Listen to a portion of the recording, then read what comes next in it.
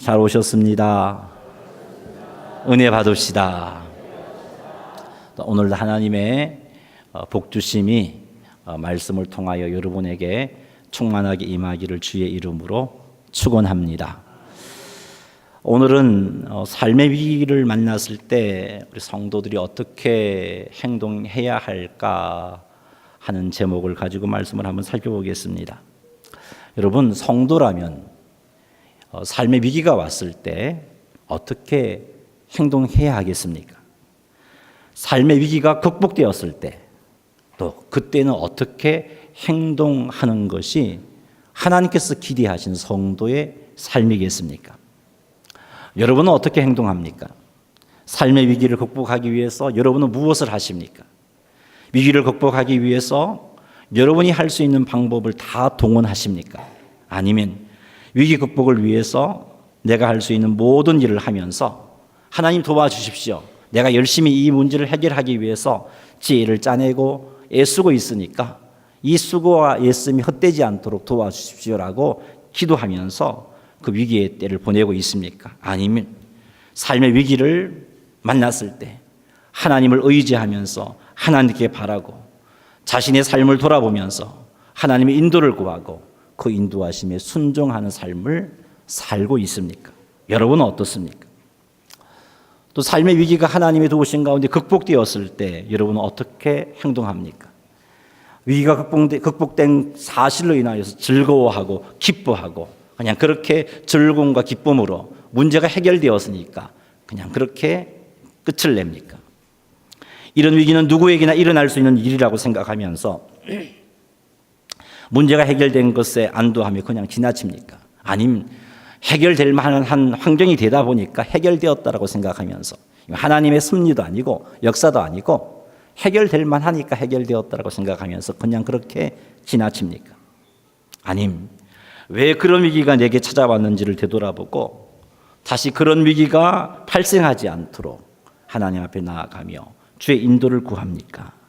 하나님의 모습을 돌아보면서 하나님 인도하심을 돌아보면서 하나님 어떻게 하면 다시는 이와 같은 위기 가운데 아파하지 않을 수 있을까요? 그렇게 하나님 인도를 구하고 있습니까? 오늘은 유다와 예루살렘을 향하여 선포한 이사야의 예언을 통해서 삶의 위기를 만났을 때 하나님께서 원하신 성도의 행동을 살필 겁니다.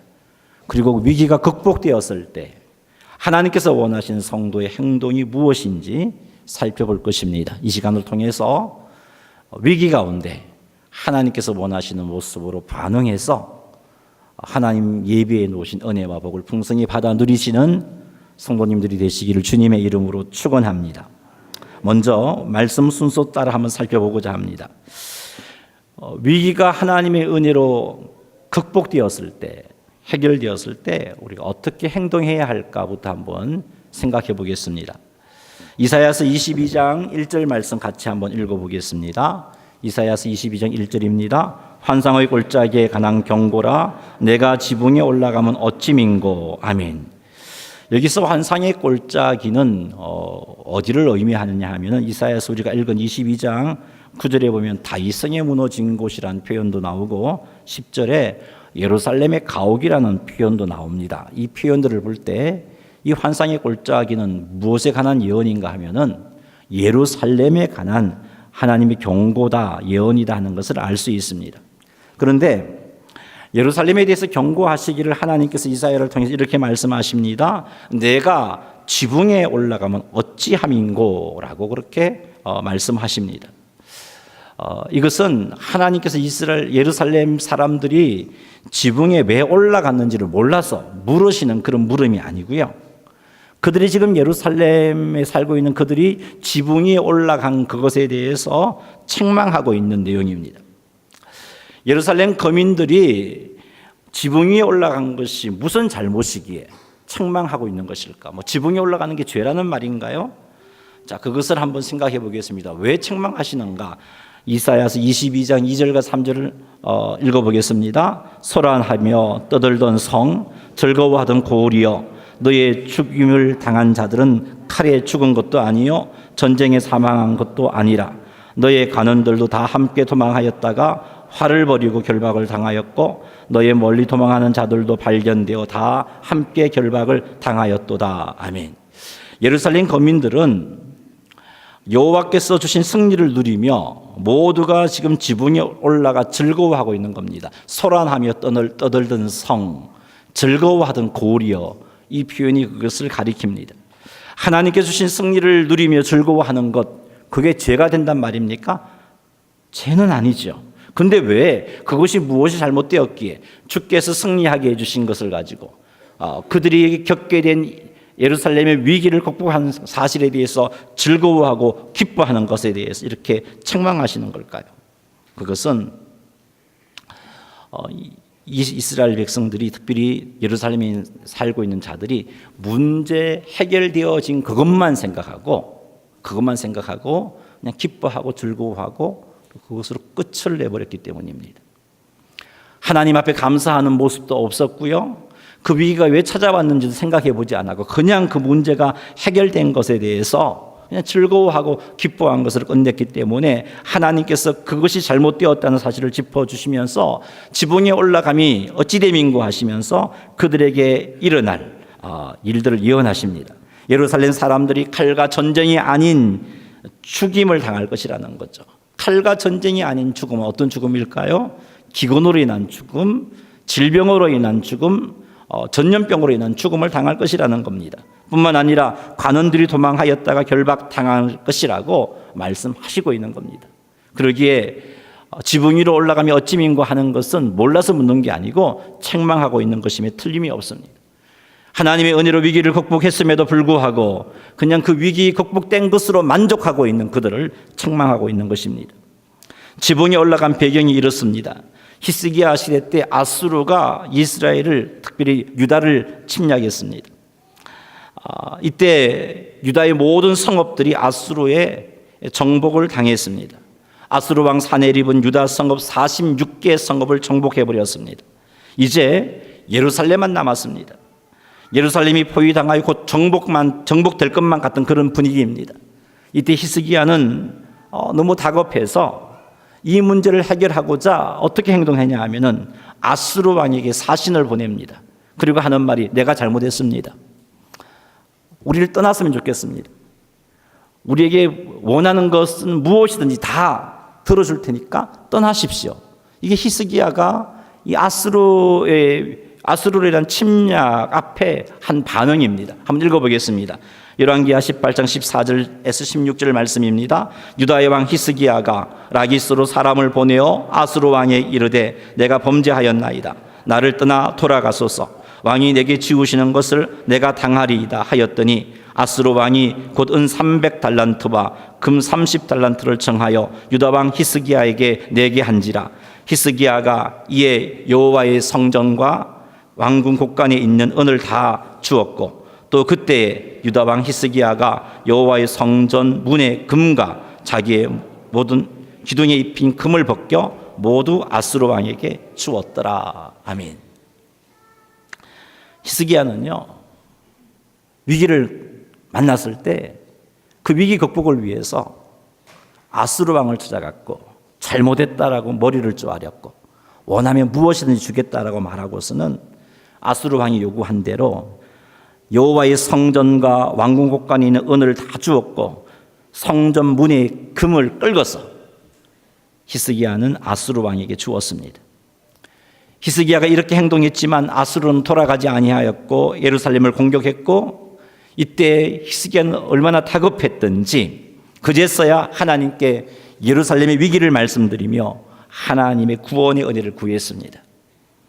그때 하나님이 이사야를 통해서 히스기야에게 아수르가 물러갈 것을 말씀하셨고 그 결과 하나님이 역사하셔서 하룻밤에 18만 5천 명의 아수르 군대가 죽임을 당하고 아수르 왕 사네립은 패배해서 예루살렘을 떠나가고 있는 그때입니다. 이런 상황을 보고서 예루살렘 모든 거민들은 지금 지붕 위로 올라가서 아수르가 패주하여 떠나가는 장면을 보고서 기뻐하고 즐거워하고 있는 겁니다. 그런데 이 같은 상황에서 유다 백성이 해야 할 바는 하나님께서 베푸신 구원에 감사하는 것입니다. 국가가 패망할 위기를 초래한 자신들의 완악함을 회개하는 것입니다. 이와 같은 엄청난 위기를 하나님 앞에 제대로 반응했으면, 히스기야가 아스루 왕을 찾아가지 않고 하나님께서 원하시는 모습으로 반응했으면 이와 같은 큰 어려움이 없었을 터인데, 그렇게 하지 못했던 자신의 모습을 돌아보면서 하나님 앞에 회개하고 고치는 것입니다. 그런데 예루살렘과 유다 백성은요, 위기가 극복된 것으로 기쁨만 했지 자신의 잘못을 회개하지 않았습니다. 진정으로 하나님께 감사하지도 않았습니다. 그러니 여전히 죄악된 습관을 따라 살 수밖에 없었습니다. 그래서 하나님은 이사야를 통해서 예루살렘이 이렇게 큰 위기를 당할 것이고 멸망당할 것을 경고하시는 겁니다. 이렇게 이사야를 통해서 경고하시는 이유가 뭐겠습니까? 지금이라도 늦지 않았다는 거죠. 회개하고 하나님께 돌이키라는 것입니다. 사랑하는 성도 여러분, 삶의 위기가 극복되었을 때 여러분은 어떻게 행동합니까? 단지 위기가 극복된 사실로 인하여 기뻐하고 즐거워하는 것으로 끝내지 않습니까? 혹 이러한 문제 해결이 하나님의 도우심이라고 생각하지 않고 내가 문제 해결을 위해서 열심히 노력한 결과라고 그렇게 생각하고 있지는 아니합니까? 해결될 만하니까 해결된 것이라고 여기지 않습니까?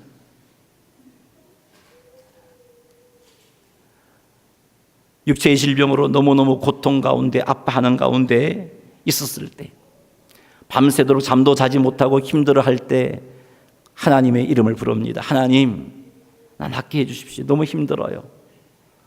이 밤이 너무 시간이 길어서 견디기가 너무 힘든데 하나님 낫게 해주세요. 그리고 아침에 눈을 떴는데 하나님 주신 힘이 있습니다. 그리고 하루를 살아갑니다. 그때 드는 생각이, 내가 약을 먹어서, 약 먹은 지가 한 3일째가 되는데 나은 것 아닌가 라고 생각할 수 있단 말이죠. 여러분, 어떻게 문제가 해결되었을 때 어떻게 행동합니까? 이러한 태도는 결코 위기가 극복된 현실 앞에서 성도가 취할 행동이 아닙니다. 하나님께서 기뻐하시는 행동이 아닙니다. 성도라면 위기가 극복된 사실로 인하여 하나님께 감사해야 합니다. 그리고 왜 나에게 이런 위기가 찾아왔는지를 살펴봐야 되는 거죠. 우리의 삶 속에서 일어나는 일은 우연한 것이 하나도 없습니다. 우리 예수님께서 말씀하시기를 심지어 참새 한 마리조차도 떨어지는 것이 하나님 아버지가 허락하셔야 되는 일이라고 말씀을 하셨습니다. 모든 것이 하나님의 섭리 안에 나는 것입니다. 이러한 사실을 믿는다면 우리에게 인생의 위기가 찾아오고 삶의 위기가 찾아오고 일들이 꼬이고 하는 일들이 어려워지고 건강에 어려움이 생긴다면 그것은 하나님의 섭리 가운데 일어난 것이죠. 하나님의 선한 뜻 가운데 일어난 것입니다. 그때 우리는 왜 나에게 이런 위기가 찾아왔을까를 살펴봐야 되는 거죠. 우리가 하나님 앞에 바르게 살 때에도 이런 위기가 올 수 있습니다. 그것은 하나님께 나를 더 정결한 모습으로 성숙시키기 위해서 허락하시는 겁니다. 두 번째는 우리가 하나님 앞에 잘못 살았을 때 이런 위기가 찾아옵니다. 그러니까 돌아봐야 되죠. 그리고 만일 하나님께서 기뻐하지 않는 삶을 산 결과로 당한 어려움이라면 그 문제를 가지고 하나님께 나아가 회개하고 돌이켜야 되는 겁니다. 고쳐야 되는 겁니다. 하나님께서는 위기가 극복된 시점에서 성도들에게 이렇게 행동하기를 원합니다. 살펴보고 내 위기가 나의 삶의 이런 부분 때문에 생긴 것이구나, 인생의 고통이 나의 삶의 이런 부분 때문에 생긴 것이구나 깨달아지면 돌이키기를 원하는 겁니다. 감사합니다 하나님, 문제 해결해 주셔서 감사합니다 하고 끝내는 것이 아니라 감사도 해야 하지만 돌아보고 돌이키는 것입니다. 그러니 사랑하는 성도 여러분, 기뻐하고 즐거워하고 감사하는 것으로 끝내지 마시기 바랍니다. 하나님께 감사를 드리고, 그리고 왜 이런 인생의 위기가 내게 생겼는지 하나님 앞에서 살펴보시기 바랍니다. 그리고 하나님 앞에서 살펴볼 때 하나님께서 기뻐하시지 않는 모습이 깨달아진다면 돌이키시기 바랍니다. 뭐 그럴까? 그런 생각하지 마세요. 뭐 나만 이 일을 하냐? 다른 사람도 이렇게 살고 있는데 왜 나만 이런 일을 했다가 이런 어려움이 생기냐? 이렇게도 생각하지 마시기 바랍니다. 고민하다가 하나님 앞에 나아가 무릎 꿇고 여쭈어 보다가 하나님께서 내 삶을 보여주실 때 다른 사람도 이렇게 살고 있고 다른 사람도 이렇게 행동하고 있는데 그렇게 해서 자기 행동을 합리화시키거나 희석시키지 마십시오. 죄의 중함을. 하나님이 그것을 깨닫게 하신다면, 문제가 해결되고 내가 하나님 앞에 나아갔을 때 그것을 깨닫게 하신다면 그것을 돌이키시는 것이 하나님께서 원하시는 인생의 위기가 해결되었을 때의 성도의 모습입니다. 사랑하는 성도 여러분, 우리의 인생의 위기가 해결되었을 때 이렇게 하나님께 감사를 드리고 왜 이런 위기가 생겼는지 살펴서 하나님 앞에 바르게 설 수 있는 그런 삶을 살아가시는 성도님들이 다 되시기를 주님의 이름으로 축원합니다. 두 번째로 생각해 볼 것은 삶의 위기를 만났을 때 우리가 어떻게 해야 할까입니다. 이사야서 22장 5절에서 7절 말씀을 한번 읽어보겠습니다. 환상의 골짜기에 주 만군의 여호와께로부터 이르는 소란과 발핌과 혼란의 날이여 성벽의 무너뜨림과 산악의 사무쳐 부러지는 소리로다. 엘람 사람은 화살통을 메었고 병거탄 자의 마병이 함께하였고 기르 사람은 방패를 드러냈으니 병거는 내 아름다운 골짜기에 가득하였고 마병은 성문에 정렬되었도다. 아멘.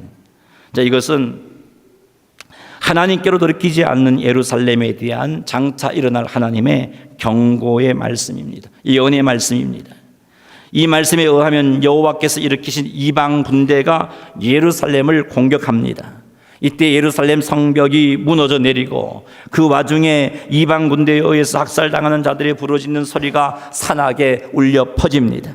활 잘 쏘는 명사수로 구성된 엘람의 군대가 예루살렘을 치러받습니다. 병거와 마병이 골짜기에 가득하였고 성문에 정렬되어 있습니다. 참으로 예루살렘의 멸망이 눈앞에 있는 절체절명의 위기 상황입니다. 이때 유다와 예루살렘들은 어떻게 행동할까요?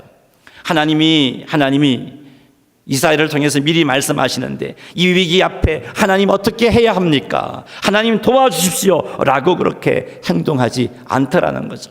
하나님이 예언하시기를 이런 인생의 문제가, 이런 국가의 위기가 유다와 예루살렘에 일어나면 유다와 예루살렘 사람들은 이렇게 행동한다는 겁니다. 8절 말씀 읽어보겠습니다.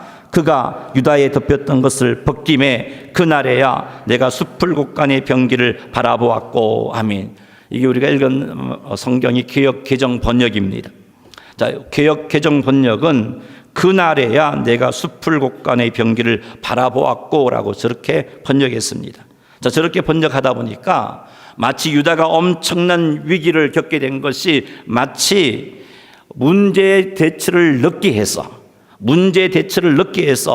이런 위기를 당한 것에 대한 책망처럼 보입니다. 근데 본문의 원래 의미는 이런 의미가 아닙니다. 원문에 충실한 번역은 그날에 여러 가지 인생의 위기가 찾아오고 예루살렘의 위기가 찾아오고 그때 그들이 제일 먼저 한 것이 무슨 행동이냐면 네가 숲을 곳간의 병기를 바라보았다라는 번역입니다. 이게 지금 한글 킹 제임스 버전이거든요. 한번 읽어보겠습니다. 그가 유다에 덮은 것을 벗김에 그날에 내가 숲의 나무로 만든 병기를 보았노라. 킹 제임스 버전, 공동 번역, 바른 성경, 우리말 성경 모두가 이렇게 번역하고 있습니다. 자, 이게 무슨 말이냐면 위기의 순간이 왔으면, 절체절명의 위기가 찾아왔으면 그 문제를 가지고 여호와를 먼저 바라봐야 하는데 유다와 예루살렘 거민들은 여호와를 바라보지 않고 병기를 먼저 바라보았다는 겁니다. 우리를 이 문제로부터 건져낼 수 있는 문제는 우리가 가지고 있는 무기인 거죠. 그것을 먼저 바라보았다는 것입니다. 9절에서 11절까지의 말씀도 유다의 이런 모습을 기록하고 있습니다. 유다와 예루살렘이 위기의 순간에 하나님을 의지하는 대신에 자신의 지혜와 자신의 방법을 동원하는 유다와 예루살렘을 책망하는 내용입니다. 우리 9절부터 한번 읽어보도록 하겠습니다. 너희가 다윗성에 무너진 곳이 많은 것도 보며 너희가 아랫못에 물도 모으며 또 예루살렘의 가옥을 개수하며 그 가옥을 헐어 성벽을 견고하게 하며 너희가 또 옛못의 물을 위하여 성벽 사이에 저수지를 만들었느니라. 그러나 너희가 이를 행하신 이를 앙망하지 아니하였고 이 일을 옛적부터 경영하신 이를 공경하지 아니하였느니라. 아멘. 성 무너진 곳을 보고 그들이 무엇을 했냐면 가옥을 헐어서 성벽을 견고하게 했습니다. 이 지금 현재 국가의 위기를 극복할 수 있는 길은 예루살렘이 함락되느냐 마느냐 이 문제를 해결할 수 있는 길은 예루살렘 성벽에 무너진 것을 든든하게 하는 것이라고 생각을 한 것이죠. 그래서 성벽을 든든하게 하기 위해서 어떻게 합니까? 가옥을 헐어갖고 거기에서 나오는 벽돌을 가지고 성벽을 튼튼하게 하는 일을 했던 것입니다. 뿐만 아니라 예루살렘이 장기간 포위되더라도 오래 견딜 수 있도록 물을 준비하는 일에 철저하게 시간을 보내고 노력을 투자합니다. 어디를 보아도 이들이 하나님을 찾는 모습을 찾아볼 수가 없습니다. 하나님을 의지하는 모습을 찾아볼 수 없습니다. 하나님 도와주세요. 하나님께 구원을 요청하는 모습을 찾아볼 수가 없습니다. 이런 예루살렘에 대해서 하나님께서 책망하시기를 너희가 이를 행하신 일을 앙망하지 아니하였고 이 일을 옛적부터 경영하신 일을 공경하지 아니하였다라고 말씀하고 있습니다. 여기서 이를 행하신이라고 번역한 원어의 의미를 살펴보면요, 이 행하신 이가 오세하라는 단어를 쓰고 있는데 창조자라는 뜻입니다. 예루살렘을 창조하신 이가 하나님이라는 의미입니다. 경영하신 이라는 의미는 예루살렘을 조성하시고 인도하시고 이끌어 가신 분이 하나님이라는 의미입니다. 지금 하나님을 의지하지 않고 자기 방법을 동원하고 있는 유다와 예루살렘을 향하여 하나님이 이스라엘을 통하여서 경고하시는데 이 성을 만든 이가 여호와가 아니냐, 이 성을 지금까지 인도하고 경영한 이가 여호와가 아니냐. 그런데 왜 여호와를 의지하지 않고 여호와를 바라지 않고 공경하지 않고 네 힘으로 이 위기를 극복하려고 하고 있느냐라고 책망하고 있는 것입니다. 예루살렘과 유다는 위기를 해결하기 위해서 참 구원자이신 여호와 하나님을 의지하지 않았습니다. 하나님이 이 사실을 지금 이스라엘을 통해서 미리 짚어주는 겁니다. 앞으로 너희에게 위기가 닥치면 이렇게 행동할 건데 그렇게 하지 말라는 거죠. 왜 미리 짚어주시느냐? 자기 방법, 자기 노력 의지하지 말고 위기의 때 하나님을 의지하라고 도전해 주는 겁니다. 하나님 보시기에 예루살렘이 그렇게 행동할 수밖에 없는 것을 보시고 그렇게 하지 말라고 다시 한 번 더 이스라엘을 통해서 도전해 주고 계시는 겁니다. 그런데 예루살렘과 유다 사람은 이런 하나님의 마음을 헤아리지 못했고 결국은 하나님 대신에 자기 방법, 자기 노력을 의지하게 됩니다. 결국 예루살렘은 바벨론 제국이 완전히 망하게 되고 예루살렘 거민들은 바벨론의 포로로 끌려가게 됩니다. 사랑하는 성도 여러분, 위기의 때에 성도인 우리가 해야 할 일은요, 내가 어떤 문제를 해결하기 위해서 계획을 세우고 노력하면서 하나님 도와주세요 이것도 아닙니다. 위기의 때에 성도인 우리가 해야 할 일은요, 내 방법 내 노력을 의지하기 전에 내가 무엇을 하기 이전에 하나님께로 나아가는 것입니다. 하나님께 나아가 자신을 돌아보아야 합니다. 혹 나에게 하나님의 마음을 아프게 한 행동은 없었는지, 성도로서 해서 안 될 행동은 없었는지 살펴보아야 하는 것입니다. 그리고 하나님의 마음을 아프게 한 행동이 있다면, 성도로서 해서 안 될 행동이 있다면 하나님께 회개해야 합니다. 지금 회개하라고 하나님께서 삶의 위기를 허락하신 겁니다. 그런데 회개하지 않고 내 방법과 내 지혜와 내 노력으로 문제를 해결하고자 한다면 어떻게 그 인생의 위기가 해결되겠습니까? 나를 회개시키기 위해서 삶의 위기를 허락하신 하나님이신데 어떻게 그것 없이 회개하지 않는 우리에게 그 위기를 거두시겠습니까? 회개하고서 하나님께 도움을 간구해야 합니다. 하나님 우리를 창조하신 분이요, 하나님 우리를 구원하신 분이요, 하나님 지금까지 우리를 붙잡으시고 인도하신 분 아닙니까? 삶의 위기를 허락하신 분도 하나님이십니다. 그런 철저히 하나님께 도움을 구하시기 바랍니다. 이것이 삶의 위기를 만났을 때 성도가 해야 할 행동입니다. 자, 그러나 예루살렘과 유다는 하나님께로 돌이키지 않았습니다. 경고하시고 경고해 주셨는데도 불구하고 오히려 하나님을 거스르죠. 12절 말씀 읽어보겠습니다. 그날에 주 만군의 여호와께서 명령하사 통곡하며 애곡하며 머리털을 뜯으며 굵은 배를 띠라 하였거늘. 하나님께서 예루살렘과 유다에 통곡하며 애곡하며 머리를 뜯으며 굵은 배를 띠라고 명령하셨습니다. 그것은 어떻게 명령하셨냐? 위기를 허락하시면서, 예루살렘의 위기를 허락하시면서 그 위기 가운데 하나님께서 회개하라고 촉구한 겁니다. 위기 전에 미리 선지자를 통해서 회개를 촉구했고 그 위기를 통해서 지금 회개를 촉구하고 있는 겁니다. 그러나 이들은 회개하지 않았습니다. 이들은 하나님을 구하지 않았습니다. 이들은 자신의 방법과 노력을 의지했습니다. 그 결과 상황은 더 절망적인 상황이 되고 만 거죠. 이때 이들이 한 행동이 무엇입니까? 하나님 잘못했습니다 한 것이 아니고요, 13절과 같이 행동합니다. 읽어보겠습니다. 너희가 기뻐하며 즐거워하여 소를 죽이고 양을 잡아 고기를 먹고 포도주를 마시면서 내일 죽으리니 먹고 마시자 하는도다. 자포자기입니다. 이젠 틀렸다는 거죠. 이제는 방법이 없다는 거죠. 그러니 그냥 있는 것 가지고 그냥 죽을 때까지 즐기자. 얼마나 하나님을 무시하는 행동인지 모릅니다. 망하게 되었으니 이제는 방법이 없다는 거죠. 즐길 것 즐기자. 하나님께서 지금 이런 말씀을 주시는 이유는 무엇인가 하면은 지금에라도 하나님께서 원하시는 모습으로 돌아오라는 것 아니겠어요? 바벨론의 멸망의 자리까지 이르렀다 할지라도 그때라도 하나님께서 원하시는 모습으로 돌아오라고 이렇게 말씀을 하는 건데 이제 끝이 났다는 거죠. 방법이 없다는 거죠.